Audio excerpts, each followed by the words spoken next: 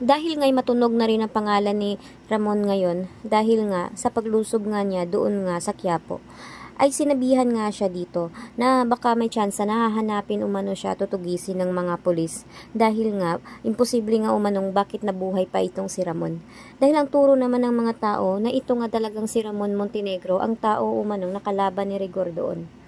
Kaya naman dahil nga dito, ay agad tinawagan nga ni Ramon itong si Mayor Raymond Guerrero upang dito ay kausapin nga itong si Roberto Guerrero na ibaba ang kanyang hatol at dapat ay linisin ang kanyang pangalan. Kaya naman ay agad namang tinawagan ni Mayor itong bago ngang colonel doon. Subalit ay hindi nga pumayag ito at sinabi niya na hindi niya kaya itong gawin dahil nga sa marami na nga umanong napatay itong ngang si Ramon. Subalit ay sinabihan naman siya ni Mayor Guerrero na baka nakalimutan umano niya kung sino raw ang nagpapasok sa kanya bilang isang colonel doon.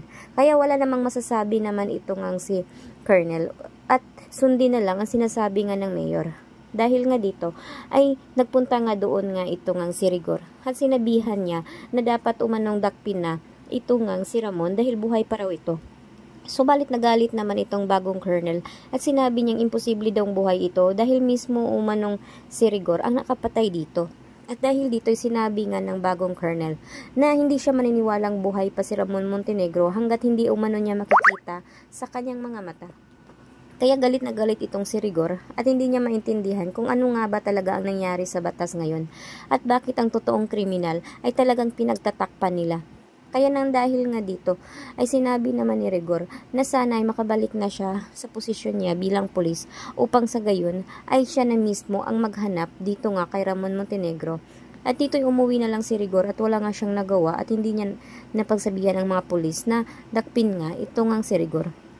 Kaya umuwi na lang siya at nag-isip nga siya ng ibang paraan kung paano nga niya ito mabibigyan ng hustisya ang nangyari sa kanya at sa kanyang pamilya. Kaya galit na galit itong si Rigor dahil hindi rin niya maintindihan at kahit na bagong colonel ito ay hindi rin niya maintindihan kung bakit nga ganito ang nangyari sa sistema. Kaya naman ay sinabi niya dito nga sa kanyang sarili na sana ay makabalik na rin siya sa posisyon.